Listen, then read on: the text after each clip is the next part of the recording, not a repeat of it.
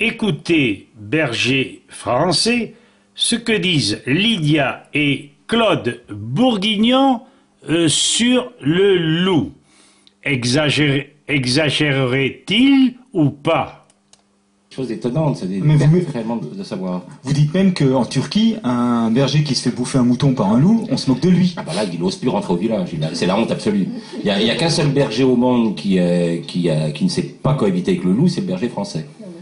En Italie, quand les Italiens ou les Espagnols entendent parler des bergers français qui se font manger des moutons par les loups, ils disent mais vous êtes sûr que vous avez encore des bergers en France? Parce que pour eux c'est la honte absolue.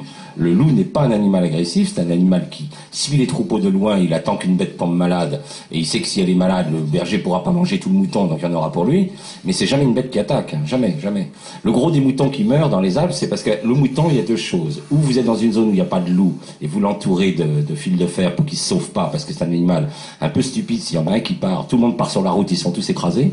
Ou vous êtes dans une zone où il y a des loups, et à ce moment-là, et que vous voulez pas vous êtes dans les alpages, par exemple, et que vous voulez pas les entourer de barbelés, parce que c'est trop compliqué. À ce moment-là, tous les soirs, les moutons doivent être rentrés. Et ça, c'est le travail du berger. Hein, c'est écrit dans la Bible. Le bon pasteur n'abandonne pas un seul de ses moutons. Et tous les soirs, vous les rentrez, vous mettez les chiens autour, et aucun loup ne s'en approchera jamais. Et c'est ce que font encore l'essentiel des bergers, sauf les bergers français qui ont perdu le savoir de leur métier.